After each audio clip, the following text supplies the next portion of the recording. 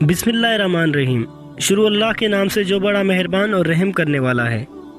इमाम अली अलैहिस्सलाम अल्लाह के बंदों को बता रहे थे कि खुशनसीब है वो जो हज करते हैं, अल्लाह के घर का तवाफ़ करते हैं।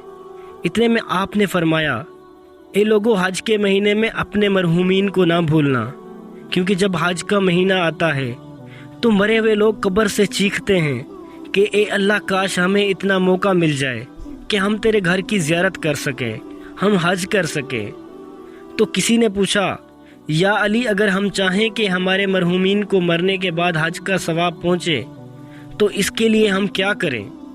तो इमाम अली अलैहिस्सलाम ने फरमाया, जब हज का महीना आए तब 72 मरतबा सूरह इखलास पढ़कर अपने मरहूमीन को हदिया किया करो, क्योंकि जो इंसान किसी मरहूमीन के लिए 72 मरतबा सूरह इखलास पढ़ता है और हदिया करता है तो अल्लाह ताला उस मरहूम को हज का सवाब दे देता है। याद रखना, जब जब हज का महीना आता है तो कब्रों से मरहूमीन चीख चीख कर अपनी औलाद को पुकारते हैं कि काश हमारी औलाद हमें कुछ हदिया करे, हमारी मगफरत के लिए कुछ करे।